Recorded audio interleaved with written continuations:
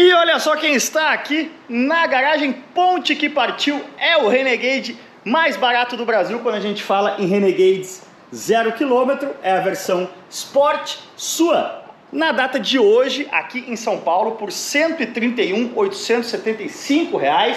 Esse carro chegou com motor 1.3 em março a 123 mil. E mesmo com esse preço maior aí, inflaçãozinha aí de 4 meses, ele continua sendo um negócio muito interessante, porque ele custa a mesma coisa que outros SUVs compactos 1.0 custam, porém com motor 1.3 turbo de 185 cavalos, que faz dele o carro com o melhor custo por cavalo do Brasil. Como vocês viram no vídeo lá, ele cobra coisa de R$ 700 por cavalo, até um pouco menos, e entrega muita coisa, como por exemplo os faróis Full LED aqui, que no vídeo do Renegade Longitude, o primeiro Flex Turbo que eu gravei, eu falei que a Sport não tinha, pois a Sport tem, e tem algumas outras coisas muito interessantes, coisas que tem e não tem, na verdade. A gente pode aprofundar bastante esse tema, sabe por quê? Porque esse Renegade Sport é meu! Sim, pela primeira vez eu comprei um carro zero numa concessionária, eu nunca tinha tido essa experiência. Eu tinha comprado alguns carros zero, mas sempre direto aí das marcas, então todo aquele mise-en-scène, fitinha, entrega, revisão técnica, o pessoal lá da Bexp me atendeu muito bem. E esse carro aqui, ele é um vencedor de um embate bastante tenso e longo e complexo. Eu queria fazer um downsizing em relação à nossa Ranger. Opa, ele trancou sozinho. E eu saí de casa com dois planos. Um era dar a Ranger um pouco mais por uma Maverick, e o outro era dar a Ranger e receber o famoso troco na troca por um Renegade Sport, justamente para fazer esse downsizing aí de um carro bastante racional, para ser um segundo carro aqui em casa. E no fim, acabou vencendo o Renegade. O pessoal da Bexp fez uma proposta bastante legal, fez bastante sentido o negócio, e preciso confessar que no Brasil atual a ideia de aumentar o meu custo fixo com a Maverick, né, um carro mais caro do que a Ranger, ou reduzir o meu custo fixo com o Renegade Sport, um carro mais barato que a Ranger, acabei sendo conservador. Mas olha só que legal, o Renegade Sport zero balíssimo aqui, e aí ele tem coisas como a chave canivete, que as versões mais de topo não tem. Opa, estava até aberto aqui o porta-luvas. Deixa eu dar uma partida aqui. Vocês veem que ele tem o painel ainda analógico, né? Não recebeu aquele painel de TFT herdado aí da Toro e do Pulse. O multimídia é menorzinho também. Vou acender a luz aqui para vocês verem melhor. O volante não tem couro. Aqui a gente tem as rodas. Deixa eu mostrar uma coisa importante aqui antes de eu sair. Olha isso aqui. 8 quilômetros rodados. Sim, o carro só saiu da concessionária e veio até aqui em casa. É o carro mais zero que eu já botei a mão. E o cheirinho de novo do carro zero é uma coisa que realmente... quem gosta de carro gosta desse cheirinho, né? Mas a gente estava falando, né? Versão Sport versus versão Longitude. Deixa eu até desligar o motor, depois a gente mostra a usina ali. Ou fazemos isso agora mesmo, só para a gente não ter o ronco no fundo aqui. Na versão Longitude você vai ter coisas como corinho aqui, opção de banco de couro, multimídia maior. Acho que batendo o olho a coisa que mais chama a atenção aqui do Renegade Sport são as rodas, né? Rodas menores, rodas 16, mas uma rodinha de liga bastante legal, com easter egg aqui, ó, da Jeep. E pegar um carro basicão assim, dentro da linha Renegade, né? Não é um carro basicão, porque não é um carro... é um carro que custa o dobro do que custa um carro popular. Mas aqui, para a alegria do sindicato da Manta Acústica, ele está atendido, do amortecedor pantográfico não. Aqui o motor 1.3 turbo de 185 cavalos, né? Quando abastecido com etanol, 180, quando abastecido com gasolina, e 27 kg de torque. Daí o T270 aqui, 270 Nm. Mas pegar o Renegade basicão aqui me levou a uma reflexão do que realmente você precisa em um carro. E eu me lembro que quando veio essa leva mais recente, já faz alguns anos aí, de Polo 1.0 Turbo, HB20 1.0 Turbo, carros que trouxeram o motor turbo downsized com bastante torque embaixo, com câmbios automáticos, na época custavam coisa de 70 mil reais esses carros. Eu me lembro de ter essa discussão, a gente falando, olha, isso aqui é meio que tudo que você precisa num carro, né? Uma vez que ele tenha esse desempenho esperto, e aqui o Renegade 1.3 Turbo ele faz de 0 a 100 em 9 segundos cravados, né? O 1.8 e-torque era uma tristeza, um carro que levava aí 13 segundos no 0 a 100. Então, você tem um desempenho esperto, um consumo razoável, né? O Renegade continua não sendo um grande campeão de consumo, porque afinal é um carro que pesa 1.500 quilos, mas você tem o glorioso multimídia aqui, nem tirei a capinha ainda, hein? Eu vejo as marcas falando muito sobre recursos no multimídia e tudo mais. Óbvio, quanto maior a tela, melhor. Mas na prática, em termos de recurso, eu pelo menos só parei o meu celular no CarPlay sempre. Então, o que aparece aqui para mim no meu dia a dia? Sempre a tela do CarPlay. Outra coisa que, quando você dá um salto aí de versão, né, normalmente perde o ar manual, vai para o ar digital.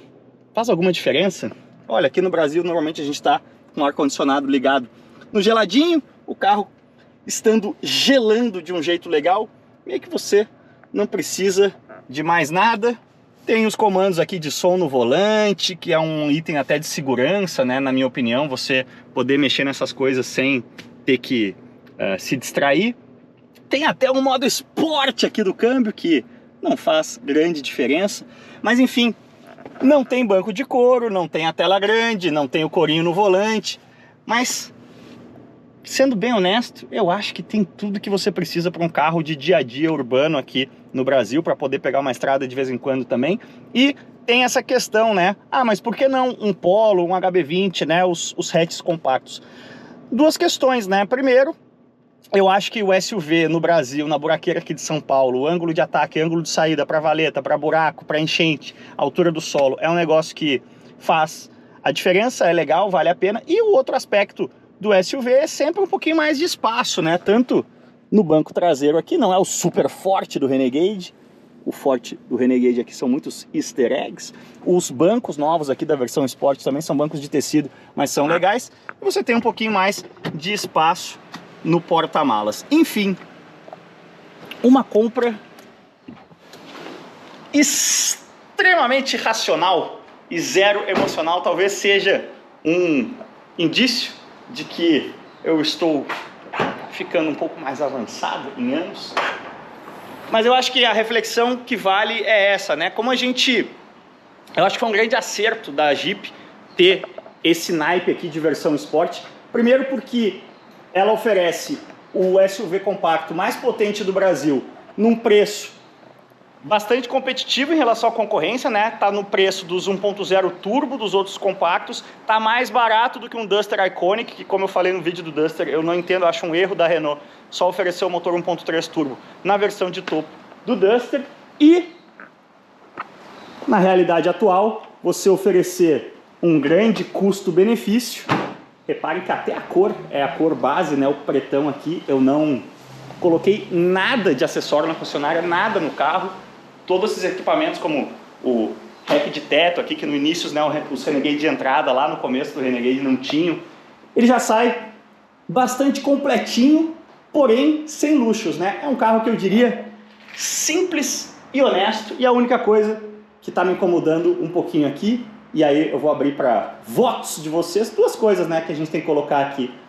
Uma peliculazinha e pintar as rodinhas de um preto, de um grafite, para deixar mais malvado. Mas vamos dar um rolezinho aí com o Renegade, vamos falar um pouco mais aí dos méritos deste Renegade mais barato do Brasil. Mas afinal, como anda, deputado? Olha, seguindo a nossa reflexão do que é importante e o que é menos importante em um carro, bom, primeiro vocês percebem que vocês não estão acomodados no tetão, afinal, essa é a versão mais de entrada. Eu quis pegar o Renegade mais barato possível saindo da concessionária, até na cor, né? Agora, Em algumas coisas importantes, a Jeep não economizou. Por exemplo, olha só que legal, a resolução aqui da câmera de ré, acho que vocês conseguem ver, é algo bastante bom. A gente vê carros muito de alto padrão, às vezes até, com câmeras de ré horrorosas. Esses dias eu vi no canal do Doug Demuro a câmera de ré do Acura NSX, Acura NSX lá nos Estados Unidos, um carro de mais de 200 mil dólares, é a mesma do Civic de geração anterior, uma porcaria. Então, assim, essas coisas que realmente fazem falta ou você percebe no dia a dia, uma câmera de ré de qualidade é uma dessas que eu acho que eu gosto quando a montadora não economiza aí, vamos chamar assim.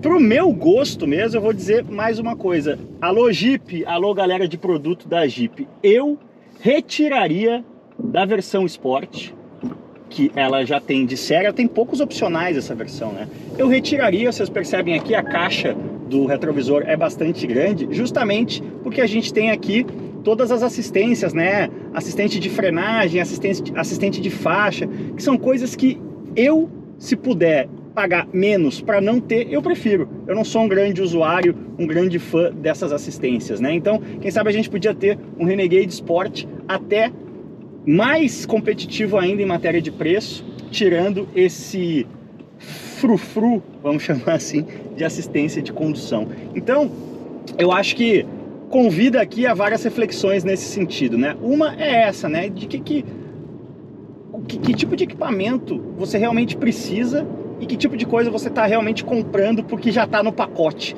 Tudo que está no carro, galera, você está pagando por, né? E isso é uma coisa que eu percebo que a internet automotiva brasileira às vezes tem certa dificuldade. Agora no vídeo do GLI, por exemplo, do Jetta GLI no canal, muita gente falando, ah, mas o GLI perdeu a chave de presença e sei lá, mais que outros guerigueres e tal. Ah, o GLI tá muito caro, 217 mil reais. Bom, galera, vocês têm que escolher qual reclamação vocês vão fazer, porque a matemática sempre vai ser a mesma. Vale para carro, vale para barco, vale para casa. Olha o assistente de faixa aí se mexendo.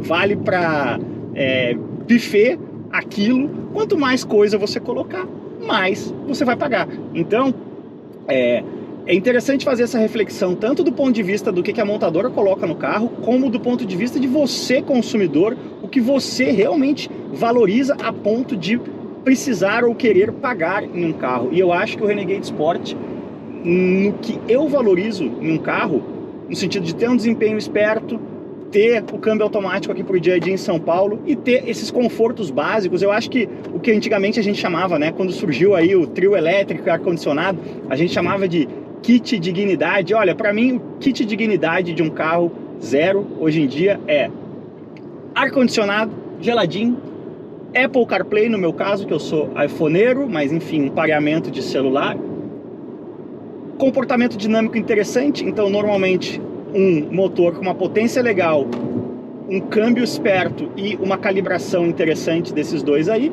e um acerto dinâmico legal também. É claro que o Renegade Sport, apesar do nome Sport, não tem grandes pretensões esportivas, mas dentro do que ele se propõe como SUV, ele é um carro que tem um comportamento legal. Vocês viram aí o Argo quase levando o motoba, tem uma direçãozinha esperta, tem uma suspensão que não é tão molengona como em alguns outros SUVs desse segmento, então é um carro que esbanja, digamos assim, racionalidade. Outras coisas interessantes da gente filosofar a respeito, né? A gente está num momento bastante único do mercado brasileiro na hora de você comprar um carro, né? Tá difícil você ter um carro pronta entrega, por exemplo. E aí você fugir da versão mais desejada, que no caso do Renegade, e aí eu tô usando o famoso data reto, ou seja, tô tirando esse número, você sabe lá de onde, e não tem nada de científico aqui, não falei com ninguém do departamento de vendas da Jeep, mas eu estimo que a versão que mais vende do Renegade, né, o maior percentual do mix, como a gente chama, do Renegade no Brasil hoje, seja a Flex Longitude, que custa coisa de 15 mil reais a mais do que a Sport e traz todos esses equipamentos que eu estava citando aí, que eu não faço muita questão, como ar digital, interior de couro, rodas maiores, etc, etc. Portanto, se você quiser um Renegade Longitude, que é o mais disputado, você vai ter que esperar. Se você for num Sport, você vai sair com ele em pronta entrega, como foi o caso do meu aqui. Não é pronta entrega, porque o carro, na verdade, estava embarcando na cegonha, lá em Goiânia, para vir para São Paulo, então eu esperei coisa de 10 dias, mas esperar 10 dias para um Jeep 0 km hoje em dia no Brasil é um, entre aspas, privilégio, né? A lista de espera para a maioria dos modelos é bastante grande, então se você foge um pouco do óbvio e vai para uma versão que não está tão hypada, vamos dizer assim, você consegue fugir de questões como lista de espera, tempo de espera e outro, ágil. E aí varia, na minha opinião, é uma das poucas ocasiões em que eu acredito que não dá para deixar o livre mercado sem algum tipo de fiscalização. Eu acho errado a concessionária que cobra ágil e acho que as montadoras também acham, né? Elas não têm como coibir isso, mas aí sim a gente tem a oferta e demanda, lei da selva. As versões mais demandadas, existem muitas concessionárias que cobram ágil, principalmente se você quiser algum tipo de pronta entrega. E eu não só não paguei ágil, como na negociação paguei um pouquinho abaixo do preço de tabela, né? Voltando ao exemplo aí do vídeo recente do Jetta GLI, muita gente, mas esse carro a 216.900 não existe em lugar nenhum. Bom, se você quiser pronta entrega de uma unidade específica, não.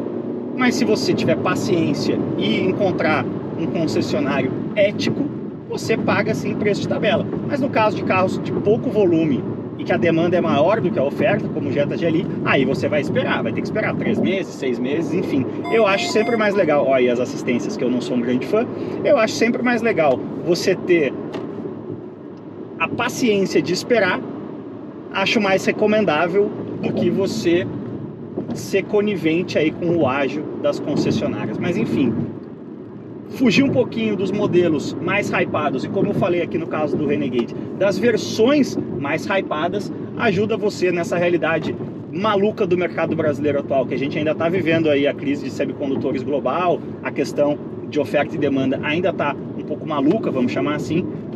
Fugir do óbvio pode ser uma forma de pagar menos do que o preço de tabela, que foi o que eu paguei aqui, um pouquinho menos do que o preço de tabela, e ter pronta entrega. Uma outra coisa que eu gostaria de tirar de todos os meus carros é o start-stop, mas aí não é questão de equipamento, é questão sim de trazer para o carro, né, no teste do Inmetro, números melhores de consumo. Mas já desativei aqui. Beleza, galera? Concordam, discordam? O que vocês acham que a gente deveria fazer de projetinho aqui com esse Renegade? Será que um remap a gente consegue criar um Renegade Abarth aí com mais de 200 cavalos? Não está descartada a hipótese, afinal, tudo que passa pela nossa garagem passa para gerar história, para gerar conteúdo e para gerar interação com vocês. Beleza, galera? Deixa o like aí nesse vídeo, se inscreve no canal e deixa aí nos comentários o que vocês sugerem de próximos passos para o nosso Renegado, que inclusive não tem nome ainda, então também deixa aí nos comentários as suas sugestões de nome para o novo companheiro do Sven, a nossa garagem. Valeu demais, cuidem-se bem e aquele abraço.